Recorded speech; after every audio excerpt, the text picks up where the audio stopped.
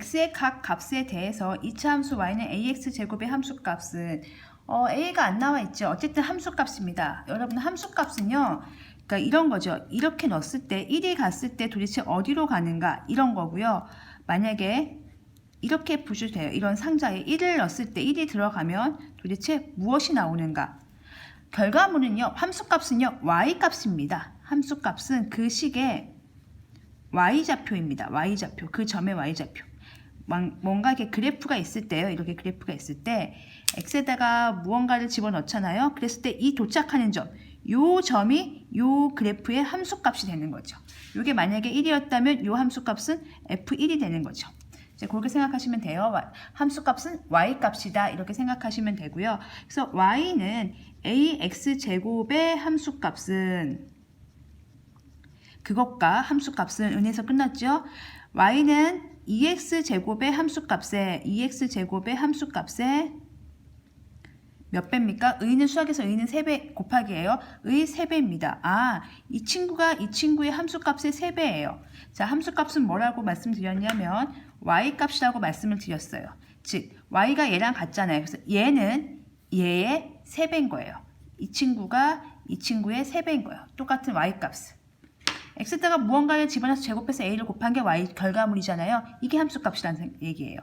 x에다가 무언가를 집어넣어서 제곱해서 2를 곱하는 게 함수값인 거죠. 그랬을 때 ax제곱은 이 2x제곱의 몇 배다? 3배다. 그러면 ax제곱은 6x제곱이므로 비교하면 되겠죠? 네. a는 6 이렇게 적으시면 되겠습니다. 아, a는 6이 나왔습니다. 자, 조건 하나 풀었고요. 조건 두 번째 가겠습니다. 이 그래프와 이 그래프가 x축에 대하여 대칭이다. 그럼 이번에는 x축에 대하여 대칭이다 라는 말에 대해서 생각해 보겠습니다. 함수값은 y값이었고요. x축에 대하여 대칭인 상황은 이런 상황입니다. 그래프가 이렇게 있는데요. 왜 우리가 그 연못 같은 데 보면 여러분 이렇게 연못이 이렇게 파란 연못이 이렇게 있으면 위에 이렇게 산이 있잖아요. 산을 하나 그리면 이렇게 산이 있다고 치면 그게 물에 비친 산 그림자가 이렇게 비치는 거 보이십니까? 이런 식으로 이렇게 그림자가 비치는 거 보이죠? 이게 이 수면을 x축이라고 보면 이게 대칭인 거예요. x축 대칭이다. 그 초등학교 5학년 때 배웠던 뒤집기 있잖아요. 아래로 뒤집기. 그렇게 생각하시면 돼요. x축 대칭이다.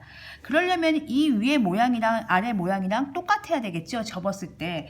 그럼 보세요. 어떤 함수가 이렇게 있습니다. 이렇게 있으면 그 함수랑 x축에 대해서 대칭이려면 똑같은 함수가 이렇게 돼야 되는 거예요. 그럼 폭에 지려면 이 폭이 같아야 되겠죠.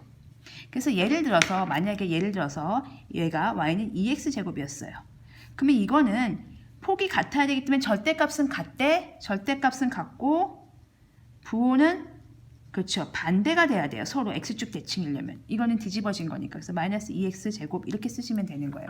그래서 이게 첫 번째 상황이고요. 두 번째 ax제곱과 y는 bx제곱이 서로 x축 대칭이래요. 근데 우리가 a를 알았잖아요. 그러면 밝혀볼게요. 6x제곱인 거예요. 아, ax제곱이 이렇게 생겼는데 걔가 6x제곱인 거잖아요. 그러면 얘랑 대칭이려면 어떻게 돼야 되는 거예요? 그렇죠. 이렇게 뒤집어져야 되는 거죠. 똑같이. 폭은요. 절대값이 똑같아야 됩니다. 그래서 y는 마이너스 6x제곱이 돼야 돼요. 그러면 b는 뭐여야 되는 거죠? 그렇죠. 마이너스 6이어야 되는 거죠. 그래서 a는 6이고요. b는 마이너스 6. 서로 대칭이려면 절대값은 같고 부호는 반대여야 됩니다. 그런 상황을 생각하시면 되겠습니다.